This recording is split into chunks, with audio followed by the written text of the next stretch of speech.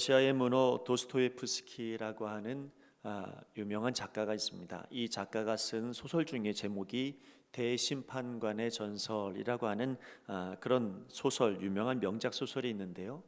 거기에 보면은 이 대심판관 앞에 다시 세상에 오신 예수님이 붙잡혀서, 그래서 그 심판관이 바로 앞에 있는 예수님한테 말하는 그런 대목이 나옵니다. 그러니까 심판관이, 인간의 대심판관이 예수님한테 당신은 이런 것을 잘못했습니다라고 이렇게 말하는 그런 장면인데요. 근데 거기에서 그 심판관의 말 속에 이런 말이 있습니다. 당신은 인간을 너무 존귀한 존재로 과대평가하고 있습니다. 인간이란 바로 유치한 아이와 같아서 권위와 기적으로 인도되기를 바라고 있습니다. 인간들에게 차라리 빵을 주었다면 당신은 분명히 성공했을 겁니다. 인간은 빵만 쥐어주면 누구에게나 복종하는데 당신이 주려고 하는 그 자유가 무슨 의미가 있습니까? 인간에게 자유를 주어도 결국은 그 자유를 발 아래 내동댕이 치고 다시 노예로 삼아달라고 애걸복걸할 것이 뻔한 사람들이 인간입니다. 이렇게 예수님에게 말하는 장면입니다. 자, 여기에서 우리는 조금 기분도 안 좋지만, 그러나 이 말 속 안에는 인간의 가장 큰 문제가 무엇인가를 분명하게 작가가 말하고 있는 것을 볼 수 있습니다. 우리는 살면서 때로는 참 어떤 것에 노예가 되어져 있을 때가 많습니다.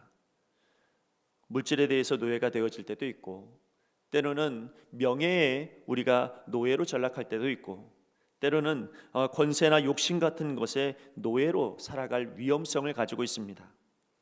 우리가 이 작가가 이야기한 것처럼 노예성을 가지고 있는 인간, 이것이 근본적인 인간의 문제라고 이야기했을 때 우리는 거기에 대해서 아니라고 이야기하기가 참 어렵습니다. 우리는 매 순간순간마다 어떤 것에 마치 노예인 것처럼 끌려다니는 신세가 될 때가 많습니다. 그러나 오늘 우리가 함께 나누고자 하는 것은 뭐냐면, 우리가 어떤 것에 노예성을 가지고 끌려다니는 인생이 아니라 그것에서 우리가 벗어날 수 있는 유일한 길을 하나 우리에게 말씀하고 있다는 것입니다. 우리가 이 노예성, 무엇에 끌려다니는 그런 인간성에서 벗어날 수 있는 것은 뭐냐면 언약을 통한 자유입니다.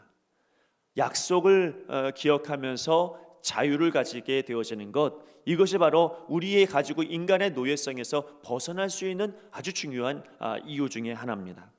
대표적인 예로 성경에서는 뭐라고 이야기하냐면, 성경에서 말하고 있는 것은 이스라엘 백성들이요, 이집트라고 하는 그곳에서 노예 생활을 했잖아요. 430년 동안 노예 생활을 한 겁니다. 이 노예 생활을 하고 있던 이스라엘 백성들이 이집트를 박차고 나올 수 있었던 결정적인 이유는 뭐냐면, 모세가 그들에게 하나님의 땅으로 인도하여 주실 것이다라고 하는, 하나님의 땅을 너희들에게 유업으로 주겠다라고 하는 약속이 그들의 마음 가운데 불같이 일어나서, 그래서 이 애굽이라고 하는 이 나라에서 당당하게 뛰쳐나올 수 있는 힘을 얻게 된 거예요. 그러니까 내가 무엇의 노예로 끌려다니는 인생이 되어지는 게 아니고, 내가 이제는 하나님의 약속을 믿고 나아가겠다. 이게 바로 이스라엘이 가나안 땅으로 향하는 그들의 모습이었습니다. 물론 여러분, 그들이 광야를 걸어가는 데 있어서 이집트를, 애굽을 늘 사모하고 다시 그리로 가고 싶어하고 하는 그런 생각들이 여전히 있었죠. 민수기 11장 5절에서 6절 말씀에 보면 그들이 이렇게 말합니다. 우리가 애굽에 있을 때에는 값없이 생선과 오이와 참외와 부추와 파와 마늘들을 먹은 것이 생각나거늘 이제는 우리가 기력이 다하여 이 만나 외에는 보이는 것이 아무것도 없도다.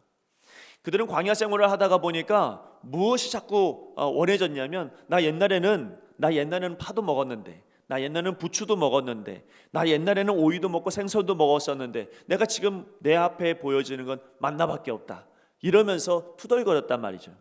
근데 그들의 투덜거림 속에는 항상 똑같은 말이 하나 있는데 뭐냐면, 나 옛날로 돌아갔으면, 애굽으로 다시 돌아갔으면, 애굽을 기대하고 애굽을 바라는 마음들이 자꾸 생겨난 거예요.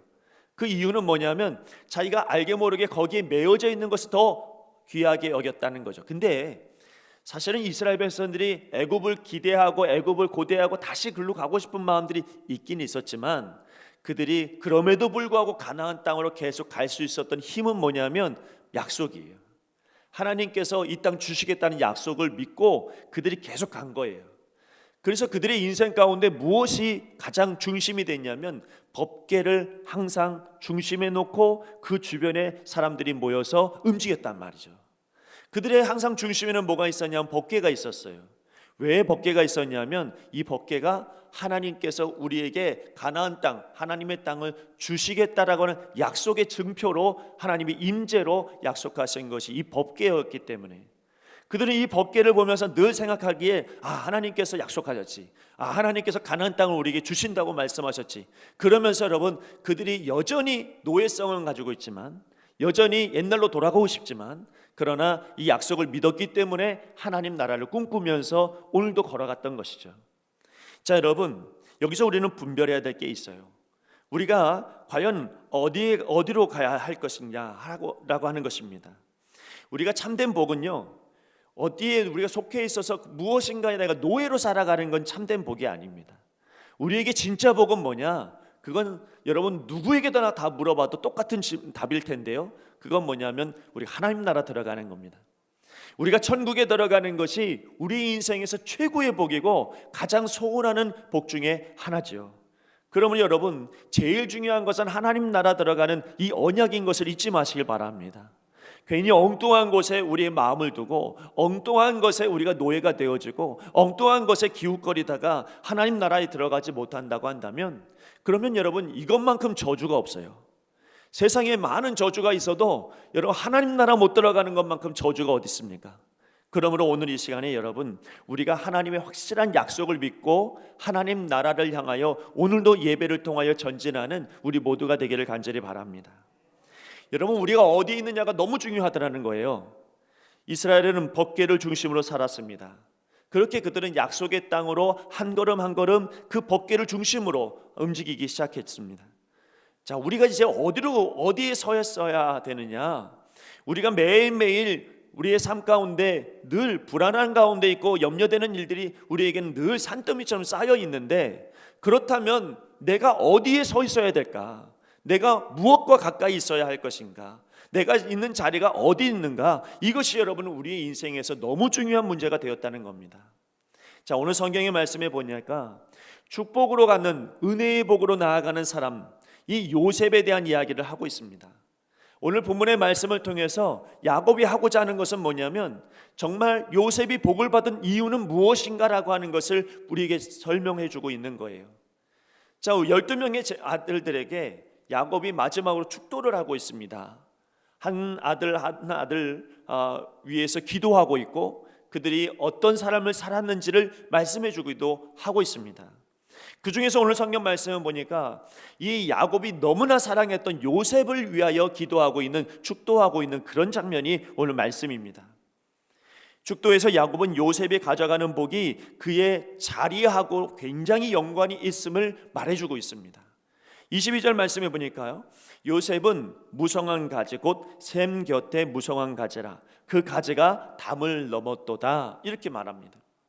여기서 이 야곱이 요셉을 좀 봐보니까 이 요셉이 복을 받았더란 말이에요. 요셉이 누가 건들지도 못할 만큼 높은 그런 어떤 위치에 올라가 있고 많은 사람들에게 정말 영향을 끼칠 만한 복 있는 사람이 됐단 말이에요. 그래서 이 요셉을 보니까 야곱이 생각할 때 요셉은 이 사람이 샘 곁에 있었기 때문이다라고 하는 결론을 냅니다. 이 사람이 어디 있는지, 이 사람의 자리가 어디에 있는지가 야곱이 볼 때는 너무나도 크더라는 겁니다. 이 샘 곁에, 팔레스타인 지역은요 여러분 가뭄이 많고 그래서 가뭄이 심하기 때문에 대충 조금 웅덩이가 파져 있는 것을 금방 말라버려요. 그리고 심지어는 강도요 물이 없는 때도 있습니다. 그런데 이렇게 근원이 깊은 샘은 그 주변에 있는 나무가 마르지를 않아요. 계속 이 샘이 오르기 때문에 그래서 나무가 항상 자라게 되어져 있고 무성하게 되어져 있습니다. 이것을 보면서 야곱이 이야기하는 겁니다. 요셉이 이와 같은 사람이라는 거예요. 요셉이라고 하는 사람, 내 아들을 보니까 이 요셉은 마르지 않는 샘이 옆에 있는 것처럼 항상 그 샘 옆에서 가지가 무성한 그런 요셉이 되었더라는 겁니다. 그래서 여러분 야곱은 24절 말씀에 그 샘이 무엇인지를 설명해 주고 있는데요, 이는 야곱의 전능자 이스라엘의 반석인 목자의 손을 힘입음이라. 25절 말씀에도 내 아버지의 하나님께로 말미암나니 그가 너를 도우실 것이요 전능자로 말미암나니 그가 내게 복을 주실 것이라. 야곱이 요셉을 보니까 요셉이 복을 받았는데 요셉이 어디 있었냐면 샘 곁에 있었단 말이에요. 근데 이 샘을 야곱은 뭐라고 소개하고 있습니까? 전능하신 하나님이라고 소개하고 있어요. 그러니까 다시 말하면 요셉이 복받은 것은 하나님 곁에서 떠나지 않았기 때문이다. 하나님과 함께 있었기 때문이고 그가 늘 하나님과 함께 있는 그 자리에 있었기 때문에 누구도 그를 방해할 수 없었고, 심지어는 나조차도 야곱조차도 잊어버리고 있었다 할지라도 우리 하나님께서 지켜주시고 우리 하나님께서 보호해 주신 그런 요셉이 복받은 사람이더라라고 하는 것을 이야기하고 있습니다. 여러분, 근데 더 놀라운 것은 이 셈이 야곱이 볼 땐 전능하신 하나님이잖아요. 그런데 이 전능하신 하나님이 인간의 몸으로 우리에게 오셨잖아요. 우리에게 어떻게 오셨습니까? 그분이 샘물로 오신 거예요. 예수님께서 요한복음 4장 14절에 이렇게 말씀하십니다. 내가 주는 물을 마시는 자는 영원히 목마르지 아니하리니 내가 주는 물은 그 속에서 영생하도록 솟아나는 샘물이 되리라. 누가 하신 말씀이라고요? 예수님이 하신 말씀이라고요. 내가 하는 말은 샘물이라는 거예요. 나는 샘물과 같은 존재라는 거죠.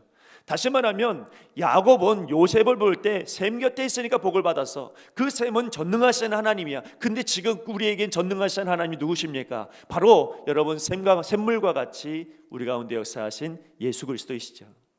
여러분이 있는 자리는 어디입니까? 여러분 요셉과 같이 복받을 만한 자리에 우리가 있습니까? 저는 그렇다고 믿습니다. 우리는 모두 샘 곁에 있는 사람들입니다. 우리는 모두 복음이 있는 자리에 있고요, 예수 그리스도께서 계시는 그 자리에 우리가 있습니다.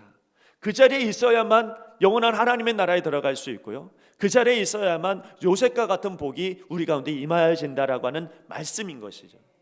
그래서 성경을 보면요, 구약 성경에도 보면 하나님께서 줄기차게 이것만은 하지 마라고 이야기하는 것들이 있어요. 다른 것은 다 말씀하지 않으시다가도 어느 순간 보면 이건 하지 마라고 말하는 게 있어요. 그게 뭐냐면 우상 숭배예요. 왜 우상 숭배하지 말라고 이야기합니까? 우상 숭배는 남의 자리에 기웃거리는 거거든요. 주님과 하나님과 같이 있는 그 자리에 앉아 있는 게 아니고 다른 자리에, 엉뚱한 자리에 앉아서 그 자리에서 복 받으려고 기대하고 있는 거예요. 그래서 하나님 말씀하시는 거죠. 그거는 우상 숭배는 철저하게 하지 말라고 말씀하고 있습니다. 이스라엘 백성들이 망할 때는 언제 망했냐면 우상 숭배할 때 망했잖아요. 하나님과 함께 있을 때 망하지 않습니다. 하나님 말씀을 들을 때도 망하지 않았죠. 그러나 이들이 망했던 건 언제였냐면 엉뚱한 곳에 기웃거리고 있을 때, 엉뚱한 곳에 마음을 두고 있을 때, 그때 여러분 이스라엘의 패망이 온 거예요. 여러분, 또 신약에 와서 예수님도 우리에게 하시는 말씀이 한결같이 이것만은 하지 마라고 말씀하신 게 있어요. 두 마음 품지 말라는 거예요. 외식하지 말라는 겁니다. 이것은 똑같이 우상 숭배와 다를 바가 없어요. 여러분, 그러므로 두 마음을 품지 말고 외식하지 말고 한 발은 교회에 한 발은 다른 곳에 이렇게 두지 말라는 거예요. 그렇게 두었을 때는 우리 주님께서 이 땅에 오신 이유를 여러분 우리가 놓쳐버리거든요. 우리 주님께서 이 땅에 오신 이유는 뭐냐면 우리 모두 다 천국 보내기 위해서 오신 거 아닙니까? 우리 예수님께서 우리에게 오신 이유는 우리가 하나님 나라에 들어가도록 인도해 주시기 위해서 길이요 진리요 생명으로 오신 거 아닙니까? 그런데 여러분, 우리가 다른 곳에 엉뚱한 곳에 마음을 두면, 그러면 예수님은 그 주님께서 하시는 목적을 달성할 수가 없잖아요. 그래서 예수님은 이것만은 하지 말아라 라고 말씀하신 게 뭐냐? 우상 숭배예요. 초대교회의 사람들이, 교회 사람들이요, 다른 건 다 참습니다. 심지어는 핍박이 오면 그것을 경계하는 게 아니고 핍박이 오면 그거 참아내라, 이겨내라 이렇게 말씀하고요, 핍박이 오면 오히려 교회가 품어주고 위로해 줍니다. 그런데요, 이것만은 교회가 용납하지 않는 게 있어요. 뭔 줄 아십니까? 이단이에요. 이단에 빠져서는 절대로 교회가 용납하지를 않아요. 그 사랑이 많은 교회가 왜 이단 빠진 사람을 포용하지를 못합니까? 여러분, 이 이단에 빠진 사람들은 우상 숭배하기 때문에 그래서 자기도 하나님 나라에 들어가지 못할 뿐만 아니라 이웃도 하나님 나라에 못 들어가게 만들어요. 그래서 여러분, 교회에서 다른 건 다 품어주는데도 이단이 들어오면 그 사람을 내동댕이 쳐요. 이 사람 완전히 끊어버려요. 관계를 끊어버려요. 왜냐하면 그렇게 하지 않고서는 교회를 지킬 수 없기 때문에. 그렇게 하지 않고서는 내가 하나님 나라에 들어가는데 어려움을 당하기 때문에. 그래서 여러분, 교회가 끊임없이 다른 것은 다 용납해도 이것만은 안 된다라고 이야기하는 게 뭐냐면 이단이에요. 오늘 여러분, 우리가 어디에 있습니까? 여러분, 우리의 삶의 자리는 어디냐면 복음의 자리예요. 예수님이 함께 하시는 그 자리에 우리가 함께 있어야죠. 엉뚱한 곳에서 우리가 마음을 두면 그러면 우리는 끊임없이 하나님 나라에 들어가지 못하는 결과를 맞이하게 됩니다. 오늘 여러분의 삶 가운데 우리의 자리는 교회의 머리 대신 예수님과 함께 있는 그 자리여야 할 것입니다. 복음이 있는 자리여야 할 것이고 교회여야 할 것이에요. 자, 오늘 성경 말씀을 통해서 우리가 또 이해할 수 있는 것은 예수님 곁에 있는 이 사람, 여러분 샘 곁에 있는 요셉, 이 요셉이 이와 같은 큰 복을 받았는데요, 왜 예수님 곁에 있어야 복을 받을까요? 왜 예수님과 함께 있는 그 자리가 가장 복 있는 자리가 될까요? 저는 예수님의 일생을 보면 그 자리가 왜 복 있는 자리고 왜 능력 있는 자리인지를 우리는 알 수 있다고 생각합니다. 예수님과 함께 있는 그 자리는 어떤 자리냐면요, 십자가의 능력이 있는 자리예요. 여러분 믿으십니까? 예수님께서 있는 교회는 십자가의 능력이 있는 자리예요. 그러므로 우리가 이곳을 떠나면 여러분 하나님의 은혜와 능력을 체험하지 못하는 거죠. 그래서 항상 우리의 마음은 주님과 함께 있어야 되고 우리가 있어야 될 곳은 바로 그곳이어야 된다는 사실입니다. 성 프란시스가 어느 날 고향으로 내려갔는데 그 고향에 내려가서 보니까 하인들이 우물에서 물을 길어서 가져오는 거예요. 그거 자주 보면서 어느 순간 문득 보니까 이 하인이 별로 그렇게 깊지도 않은 우물에다가 바가지를 던지고 그 두레박을 가지고 올릴 때에, 물통을 가지고 올릴 때에 꼭 주변에 있는 나뭇가지 하나를 끊어서 그 물통에다 던져 놓는 거예요. 이상하다 생각해서 계속 똑같은 일을 반복하니까 묻습니다. 아니 도대체 나뭇가지를 왜 거기 그 물통 위에다가 넣습니까? 라고 이야기하니까 하인이 하는 말이, 이거는요 제가 물을 가득 담기 위해서입니다. 왜냐하면 여기서 나뭇가지를 얹어놓지 않으면 출렁출렁거려 갖고 집에 가면 반밖에 안 남아요.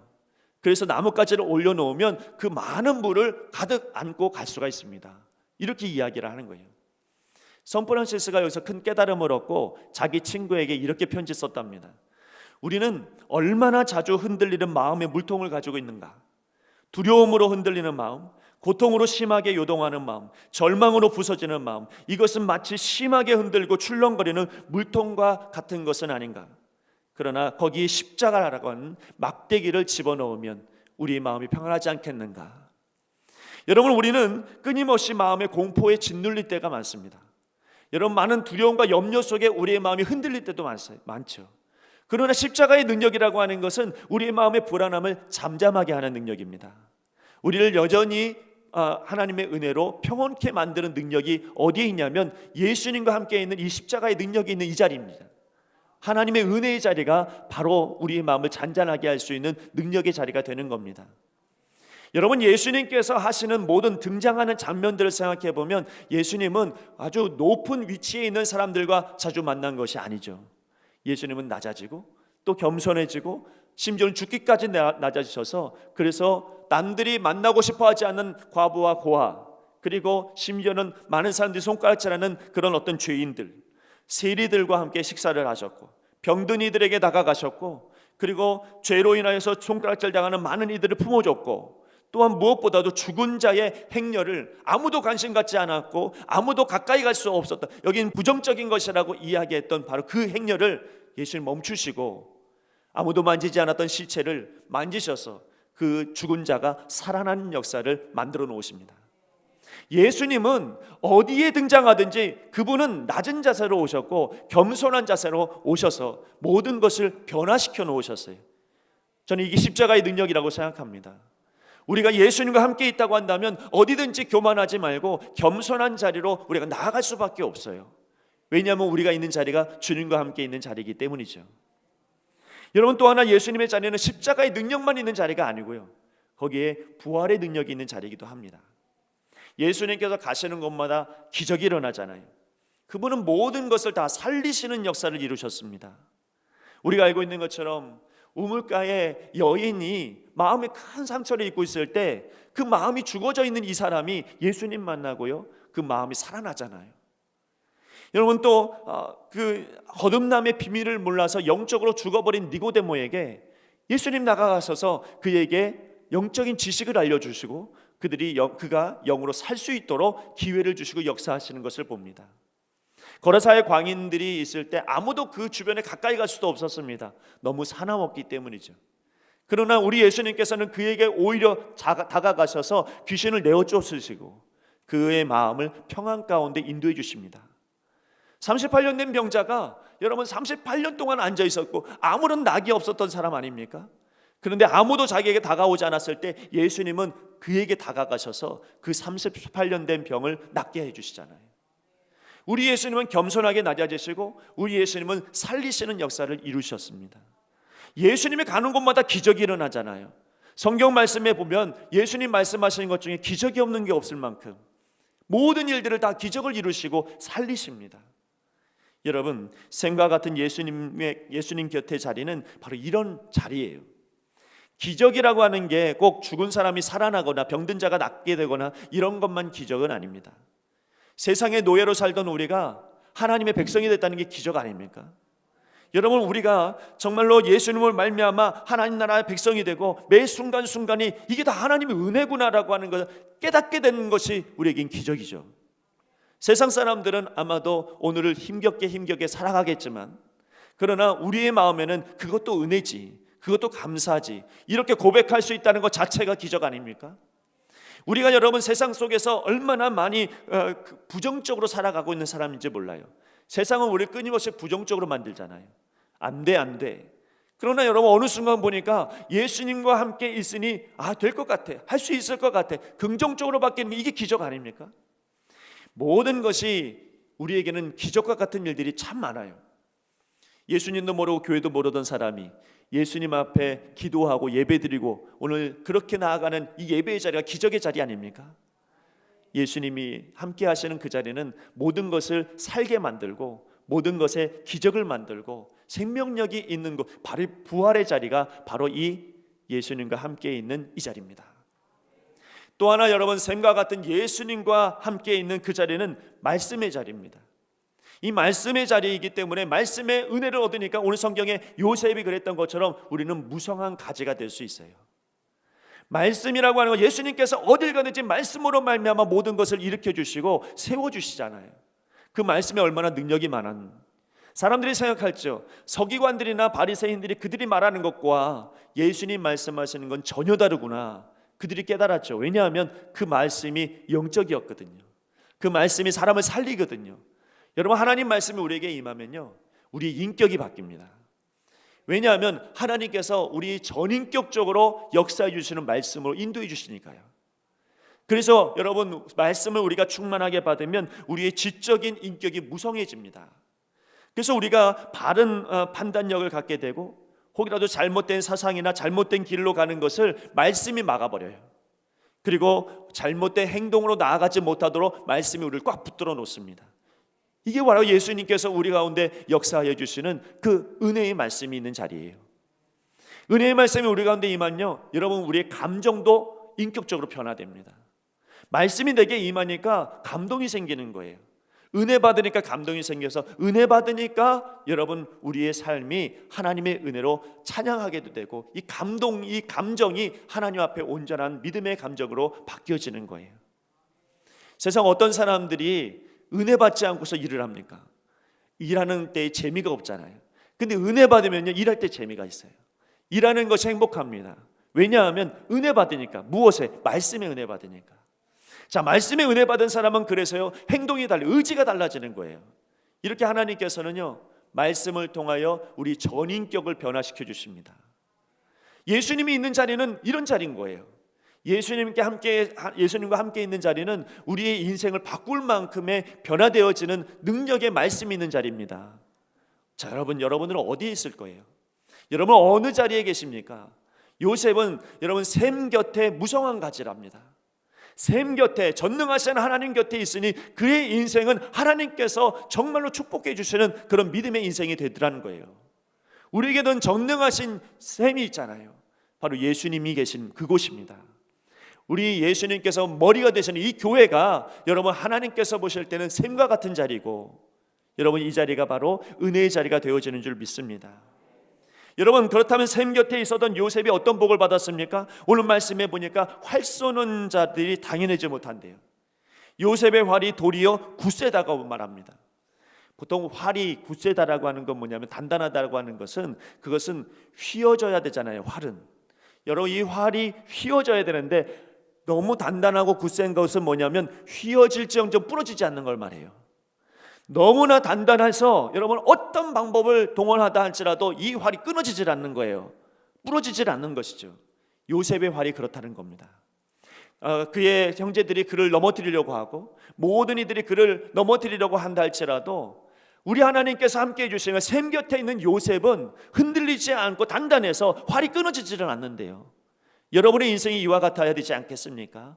예수님과 함께 있는 이 자리가 우리에게는 이와 같은 능력과 이와 같은 강건함을 주는 은혜의 자리가 되기를 소망합니다. 또 하나, 여러분, 여기서 요셉은 하늘의 복과 아래로 깊은 샘의 복과 젖먹이는 복과 태의 복을 받는다고 말했어요.